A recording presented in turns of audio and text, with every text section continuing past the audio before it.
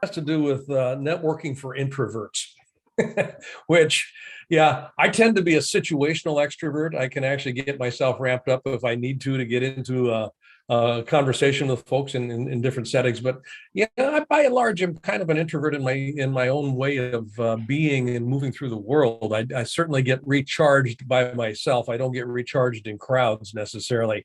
And who we have on the show today, Matthew Pollard, is probably the leading expert in the world on how introverts can actually go about networking effectively. So, Matthew, I want to welcome you to the show. It's great to have you here. Man, I'm ecstatic to be here. Thanks for having me on. Yeah, you bet. You bet.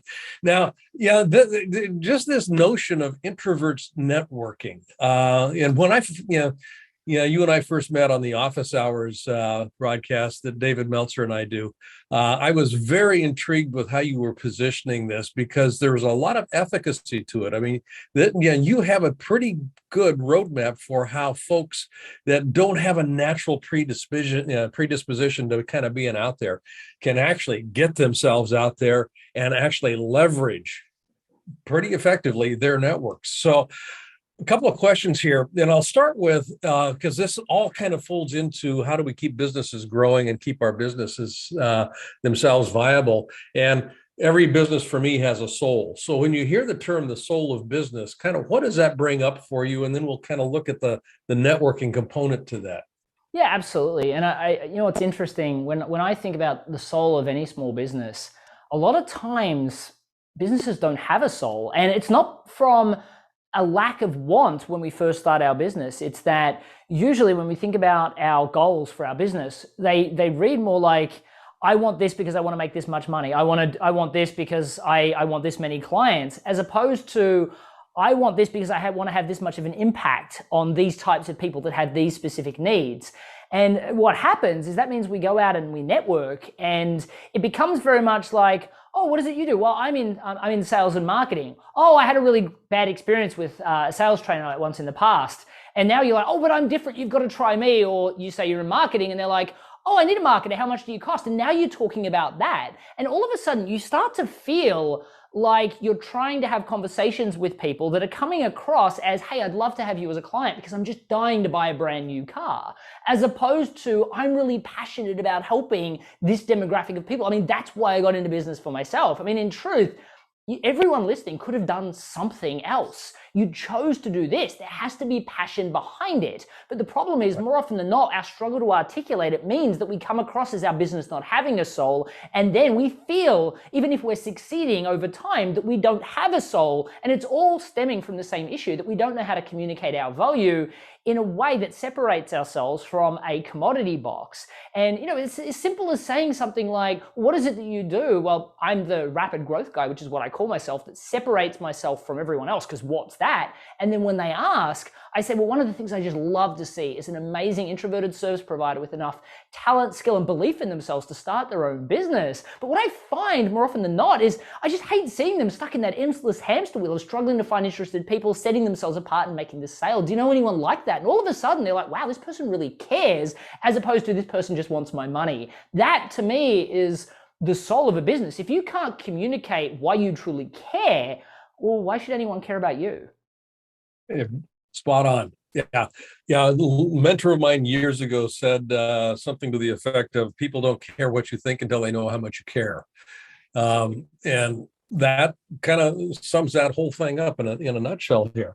Yeah. I had Ari Gelper on the show not too long ago, and Ari has got a whole philosophy around relationship selling. And you don't, the idea here is you never sell a thing. What you're doing is positioning yourself as somebody that is caring about your success in the future. And that speaks to me about the introvert's edge, because introverts tend to be fairly introspective to begin with. So that introspection is organized oftentimes in my experience, and I'm the only one that I can. I'm a universal one here. Yep. But my experience of myself is that I will go internally and start talking to myself about what's important to me, and that conversation made external, what's important to you, is partly what I'm thinking. And I've kind of perused your book a bit here. I haven't read the whole thing, and underlined it, but I have perused it. The idea of communicating care. How does an introvert do that? Now, I know that it's situational and it's very specific to the individual, but just generally, you've got a bit of a roadmap articulated that I think is worth sharing. Yeah, absolutely. So firstly, the reason why introverts specifically struggle to communicate care is for a few reasons. I mean, the first thing is that, yes, I mean, introverts predominantly are better active listeners and more empathetic than the average extrovert. Now, don't get me wrong, extroverts can learn these skills. I mean, the way I look at it is everyone has their skills gaps. Like, the problem is that extroverts, while they'll go out and get training to become more empathetic and to listen, introverts believe that they can't learn to sell and network. They believe there's this wall there, which means, I mean, who's going to try and run a marathon if you don't believe you can finish, right? So it's important for every introvert to realize that you're not a second-class citizen. Your path to success is just different. And in truth, you can learn a system that not will just be able to allow you to survive in a so-called extroverted world, but actually dominate, because the world's not an extroverted world. It's just the way you're trying to network, the way you're trying to sell is not usually the way that's going to work for you. Now, you see a lot of people trying to be more extroverted out in the networking world, and that, I mean, you're either going to be really bad at that, which I tend to be, or you're going to pull it off, but you're going to feel inauthentic when you go home. You're going to replay all the events that happen in your head, and you're not going to be able to sleep that night. So for me, I look at introversion as something simple. So yes, I love networking, by the way. I love selling. I love speaking from stage. I love doing podcast interviews like this. Why? Because I'm planned and prepared. Because if I'm not planned and prepared, I get stuck in my head trying to work out what to say. I'll always say the wrong thing. But because I'm planned and prepared, and because I'm mission focused and I know what stories to tell, I always know I present the best version of myself, which means I love it. Does that mean I'm not tired afterwards? No, I'm like a kid at Disneyland. I can do a bunch of podcasts just like a kid can do a bunch of rides and not really feel it until I stop, and then I'll hit the pillow just like they will after a day there. So you have to understand that introversion is just this, where you draw your energy. The reason why I feel most introverts really struggle to communicate care is, even though they go into business for themselves, usually because they want to have an impact, what happens is they then have to get practical. We have to get realistic. We have to get logical about what we're going to be able to do. So what we tend to do is broaden who we can help, because when you start, any client's a good client, right? Well, no, because you can't help everyone the same way, and you don't care about everyone the same way. Like, don't get me wrong, I can definitely help extroverts really well with sales systemization. Brian Tracy says the top 10% of all sales performers have a planned presentation, introvert or extrovert, regardless. But the truth is, I just care more about helping introverts because I believe that they wear their heart on their sleeve a little bit more. I believe they need a little bit more help, and I believe that they're going to listen to me a lot more because I'm an introvert that really struggled when I started and found my way to success. So I believe I can help them more, and I believe that they need help more. So passion becomes everything for me. What I find, though, is that the average introvert sits down and says, okay, I need to think about how to grow my business. And all they think about is the practicalities of how they're going to do that, or the strategies they're going to use to get clients. And they don't really think about sales and marketing, because that's the thing that they didn't want to be in business for, right? They got into business to work with the people they love, helping people with the thing they love to do. But then they went, oh gosh, I've got to sell. And that's not what they learned in school. They think they can't do it. So what happens is they go into networking rooms and they'll have a dialogue that is an unplanned conversation where they're either stuck in their head or behaving in a way that feels uncomfortable. And of course, passion and care doesn't come out because they're uncomfortable, they're not prepared. And so because of that, they're thinking about what they need to say, and then the moment's gone, and now all of a sudden they haven't presented the best version of themselves. It's a vicious cycle. The key to being all about the other person is to go in with a plan. Like when I go to a networking event, the first thing I do is I go where my niche hangs out. So you have to know who your niche is, right? Now, secondly, you don't want your niche to be way too broad when you first start. Like when I first started in my last business, I just worked with electricians that worked on a trade site. Why? Because the first time I sat down with one and I asked what problems they had in their business, I actually didn't have a clue. So when they asked, I was genuinely interested. But by the time I sat down with the 30th, I knew their problems better than they knew themselves. Didn't have to be like an extrovert at that point. I knew, I came across like a mind reader to them. So by niching down, it was really helpful. But then I go to a networking event, and these days, I mean, you can find that group on LinkedIn, you can connect to their LinkedIn profiles on Meetup, you can go and look at the Facebook group of the last month when they had the group and the photos and see who was tagged and connect with all those people in advance. I go profile shopping before I go to any event so I know who's going to be there, who I want to meet, so I don't end up stuck talking to that person that wants to sell me insurance. Now, once I get to the event, I'm prepared, I'm planned, I know a little bit about them because I maybe looked at what they've been posting on LinkedIn, and I make it all about them. I'm interested before I'm interesting. Now, extroverts will talk about themselves, and introverts think that that's the key to success, which is why we tend to shy away from what I call transactional networking, which is, do you want to buy from me? What about you? What about you? What about you? No introvert wants to do that. They end up doing more aimless networking where they have these shallow conversations about themselves. They almost put down what they do because they don't want to come across as salesy. Being strategic means you ask them questions about what they do because you're genuinely interested. You pay attention to them. You actively listen. You empathize with what's going on. If they just got a promotion, if they just got fired, if they've had a great day or a bad day, if they were stuck in traffic. But eventually, what will happen is they will say, oh my gosh, Matthew, I can't believe we've been spending all this time talking about me. I can't believe I haven't asked you about you. What is it that you do? And then you need to have something to say. Now, you can say, here's what I do, here's why I'm so great, and here's all the things that I can do to help you, which is a download of functional information, which they'll take on like a fire hose and run for the hills.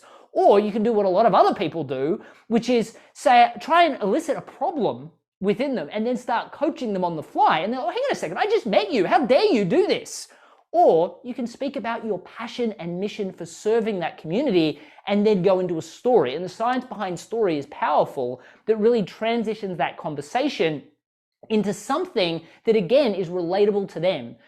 If you make it all about them from a point of passion about helping someone external, a mission to help someone external, a story about someone else that has the same problem as they have, all of a sudden, they're hooked to you. Now, of course, you don't want to be in the commodity box, so you don't want to introduce yourself by your functional skill. But if you know how to separate yourself at the beginning, you talk about your passion and then move into a story about someone else, they're going to want to hire you if they're in your niche or not, because they've just probably never experienced something that powerful before. And now, as an introvert, you are very excitable. Well, every introvert is, by the way. So this is the thing. You want to talk to me about sports? I'm going to have nothing to say and I'm going to be pretty unimpactful. You want to talk to me about introversion and small business success? Everyone's going to go, there's no way that you're introverted.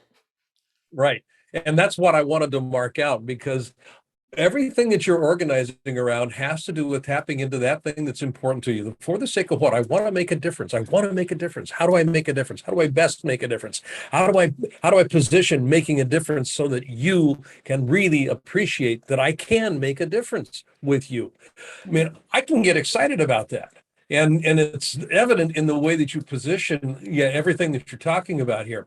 We're going to take a real brief break. When we come back, I want to unbundle this a little bit, because there is a roadmap here, and I want to, I pulled out 4 major things here that I want to just kind of touch on as we come back, or when we come back. So, talking with Matthew Pollard, and we'll be back in just a moment. I want to thank you for listening. I want to also invite you right now to go to blainebartlett.com. And on that site, which is my personal website, you'll see services up on the top menu. I'd like you to click on Leadership Mastermind. Now, why I want you to do that is we have structured a mastermind program that is very unusual and it is very powerful. And by going onto that site and clicking that link, you'll be taken to a landing page that is an invitation to join this mastermind. It's a 52-week-long exploration of what it takes to be a highly effective leader in today's fast-changing environment. You won't regret it. And if you've been liking what you've been listening to on these Soul of Business podcasts, how does one become a leader that can keep connection to the soul of business? That's what we look at. That's what we're about in this mastermind program. So again, go to blainebartlett.com and click on the services link. And there you'll find the link to the Leadership Mastermind program. Look forward to seeing you there. Thanks for listening to this little commercial. And now back to our show. Welcome back. I am speaking with Matthew Pollard, and we are talking about an oxymoron here, introverts networking. And it actually isn't so much of an oxymoron, because a large part of what goes on here has to do with where do you get your energy? What charges you up in life? And for an extrovert, in this broad generality, but extroverts get charged up by being in groups of people. And it's almost a scattergun approach in terms of, it's not directional. I just want to show up. And because I'm here, you're here, boom, we're off to the races. Introverts are a little bit different. And this is one of the things that I wanted to start to focus on. And it has to do with where do you draw your energy from? And you talked about going to a networking event, quote unquote, with a plan. And so as an introvert myself, I know that there's validity in what you're saying here. If I go in without a focus, I feel myself drawn to the wall. So I can just kind of watch, because I don't know what to execute on. And I don't mean execute in the sense of driving home a point, but execute in the sense of what's the conversation that I want to have and with whom do I want to have it. So you talked a little bit here about, number one, knowing your niche. So if I'm going to a networking event, how do I begin to identify what niche I need to be paying attention to, which will then lead to, the idea of a practical. Well, we'll talk about that in just a minute here. I just wrote a note down here that I can't read my writing. But knowing your niche, how do you start off with that? There's a couple of really interesting points here. So firstly, the natural introversion response to this would be explain exactly what I mean. Now, this is what introverts do all the time at networking events. We start using logical jargon and then people walk away and they remember none of it. So I tend to suggest to people in networking events that they use stories, and you should use stories on podcasts, from stage presentations. There's a few reasons for that, especially for us introverts. But the reticular activating system of our brain activates when we tell stories, which synchronizes our brain. Super powerful. It creates artificial rapport that introverts are great at turning into real rapport. Second, it short circuits the logical brain, which is the part of the brain going, I don't have time for this. This won't work for me. That might, maybe. How much is it? No, I don't have time. Hang up. Right? The emotional part of the brain, which literally short circuits the logical, when it hears a story, just goes story time and it listens. And that's why we use, movies. People will sit down for 3 hours and watch a movie without going to the restroom. Yet for some reason, they can't watch a documentary for 20 minutes without having to get up. They're hungry. They've got to go to the restroom. How long has this really got to go? And then thirdly, people remember up to 22 times more information when embedded into a story, which means that firstly, the story makes it more tangible to them, and it stops you throwing so much jargon in there that's going to overwhelm them, but they're going to remember more of what you say. So I'm going to give you an example, and I'm going to tie it to a story so you can see how well this works. But when we talk about niching, right, the first thing you've got to understand is who you predominantly work with. And I worked with a client, Wendy, a while back, and she was a language coach. She taught kids and adults Mandarin, and she charged $50 to $80 an hour for private consultation. And she calls me and she's like, Matt, I got a real problem. People are moving into California. They're willing to charge $30 to $40 an hour to start their businesses. On top of that, there's people in China offering to do it for $12 an hour on Craigslist, thanks to this global economy we now live in. And there's even technology now. I'll teach you Mandarin, you teach me Mandarin. We just won't charge anyone anything. So she's competing against free. She's like, so how do I compete in this crowded marketplace? I'm like, that's really a tough question. Yes, I can teach you techniques and I can show you how to do things, but you're already kind of losing because they're starting with you're this commodity and this is how much you should charge. So what I want to do is show you how to avoid the battle altogether. First thing I want to do is understand what you do differently for your clients. And she'd worked with hundreds of clients over the years, but there were two people specifically she seemed to help with a lot more. And these were executives being relocated to China. And she helped them understand these three really important concepts. The first thing was their difference in rapport. Like, for us, if we're having a sales conversation, if I'm really bad at my job, at the end of 45 minutes, I might say something horrible like, so do you want to move forward? And we know the deal, right? You'll say yes, no, everyone's favorite, let me think about it. Now, let me ask you, if I came back a week from now and you still said you wanted to think about it, my chances of getting that sale are almost none, right? In the American world. Right. Okay, well, in China, they're going to want to see you 5 or 6 times before they even discuss business. They're probably going to want to see you drunk over karaoke once or twice. It's just who they are. But they're talking about 25, 50, 100-year deals, not transactional 12 or 24-month contracts. And she helped them understand that. She helped them understand the difference between e-commerce in China and the West, and also the importance of respect, like learning the language isn't enough. You've got to reduce your accent, how to handle a business card and why it matters so much. And I'm like, Wendy, stop. You're doing so much more for these people than just language tuition. What are you doing? And she's like, well, they're just a few things. I'm just trying to help. Here's the thing. The reason why people struggle with niching is they don't recognize their unique skills. Now, everybody listening today is doing things for their clients that they don't appreciate and they don't use in the conversations when they're trying to get their clients as a selling factor, but they do it anyway to support. It's what they see as just good service. I said, Wendy, you're stuck in your functional skill. Is it fair to assume as a result of the assistance that you're giving these people, they're going to be more successful when they get to China? And she's like, that's the point, right? I said, great. So let's call you the China Success Coach. When you meet people at a networking event, say that. But secondly, let's create what we ended up calling the China Success Intensive, which was a 5-week program that worked with the executive, the spouse, and any children being relocated to China. Now, she loved the idea of this, but she's like, well, who do I sell it to? What she's saying is, what niche group, right? So what I said is, well, who do you think your ideal client is? And she said, well, I think it's the executive. And I'm like, yeah, I get it. I moved from Australia to the US. That was terrifying. Imagine going to China where they don't speak the same language. I said, I just don't think it's your ideal client. She said, well, obviously it's the corporation that will pay. They've often got $1 million, $2 million riding on the executive being successful. I said, yeah, I get that. Still not seeing it. I don't think it's the right fit. So she's like frustrated with me now. She's like, well, who then? I said, I personally think your ideal client is the immigration attorney. She's like, what? I'm like, think about it. These people charge maybe $7,000. They've got to do the visa, the bureaucracy that comes with that. They've got to get the client, which isn't cheap. They've got offices to pay for, staff to pay for. They'd be lucky to make $3,000. I said, so just start going to immigration attorney meetup groups and networking events and offer them $3,000 for a successful introduction. They loved it. They were like, double my money for a simple introduction. What do I have to say? And when he said, all you got to do is say, congratulations, you've now got your visa. I just want to double check you're as ready as possible to be relocated to China.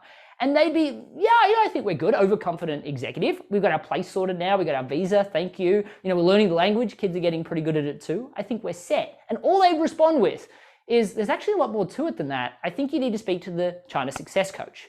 By networking with immigration attorneys, Wendy got the opportunity to be on the phone with the easiest sellers in the world that were terrified to go. The organization was motivated to pay, recommended by their attorney. She charged $30,000 for this, minus the $3,000 commission. She made $27,000 for the easiest sale in the world. So that's the power of, firstly, having unified message so you can go to networking events and not be commoditized. I say I'm the rapid growth guy. Wendy says she's the China Success Coach. Then knowing where your niche is. For Wendy, it was immigration attorneys. For me, it's introverted service providers. That's where I go. I find organized groups that have a lot of those. Finance, technology, insurance tends to have a lot as well. So those are the events that I will go to. And that all of a sudden gives me an advantage over everyone in the room because I picked that because it's what I'm great at, but we tend to be passionate about what we're great at too. It makes it really easy to communicate our passion. I love that. I believe, Matthew, honestly, that story in and of itself is worth the price of admission to this, this episode of The Soul of Business. Because, and folks, as you're listening to this, I really want you to take under advisement what Matthew's talking about here. What you think is your niche is probably not your niche in any way, shape, or form. And that you have to be able to get out of being a commodity, to being seen as a commodity, because you are at that point subject to just price sensitivity, and you're never going to win. You're never going to win in that battle. Particularly in today's world. Matthew, where can people find out more about what you're up to? Because we have just literally scratched the surface, and I was afraid this was going to happen based on the conversation we had in the office hours segment. You have got such a rich portfolio of information here that can be leveraged, not just by introverts, but by anybody that wants to rapidly grow their organization, their business, and themselves. So where can people find out more about what you're up to? Yeah, absolutely. I appreciate you asking. So firstly, you don't have, like, my books are called The Introvert's Edge. You don't have to buy my books. I provide the first chapter of each book. My publisher hates me when I say this, but both books, in the first chapter, you will learn in the sales book how to overcome your belief you can sell. And then it will give you the 7 steps to literally, if you grab those 7 steps, put what you already say under them, first thing you'll realize there's some things out of order. Then you'll realize some things don't fit. Throw that out. You shouldn't be saying it to clients. And then you'll feel like there's some gaping holes, usually around telling the right stories, asking great questions. If you fill in those gaps, you will double your sales in the next 60 days. And you can get that at theintrovertsedge.com. You can get the Introvert's Edge to networking at theintrovertsedge.com/networking, where I'll do the same thing, make you understand why you make the best networker, and then give you the system for that. But my backstory is, I learned to sell after 93 doors of rejection and getting thrown into a door-to-door commission role by watching YouTube videos. It was a horrific experience, and I want to make sure no one else has to go through it. So I put a ton of free content out on social media. You'll find videos and training courses, and even my books have free video implementation trainings in the back you don't have to pay for, because I'm committed to helping introverts realize they can succeed. So go and check out the first chapters, go and check out the free videos, and learn that you can make an amazing salesperson, an amazing networker. Gosh, you will excel in all of these, I call them so-called extroverted arenas, because really I think we dominate in all of them. I love it. I love it. Folks, you've been listening to Matthew Pollard, introvertsedge.com, and absolutely take him up on this. You will not regret it. I can guarantee that. It has been an absolute pleasure to have you on the show, and I'd love to have you come back because, like I said, we have just scratched the surface. So let's just explore that option as well, my friend. Mate, I would love that. It'd be my pleasure. Thanks so much for having me on. You bet, Matthew. You take care. Folks, you've been listening to The Soul of Business with Blaine Bartlett. I am your host, Blaine Bartlett. And check out what we're up to, blainebartlett.com. Again, in the spirit of free resources, there's a lot of stuff there that you can take advantage of. And I look forward to seeing you back here on the next episode of The Soul of Business with Blaine Bartlett. Have a great week.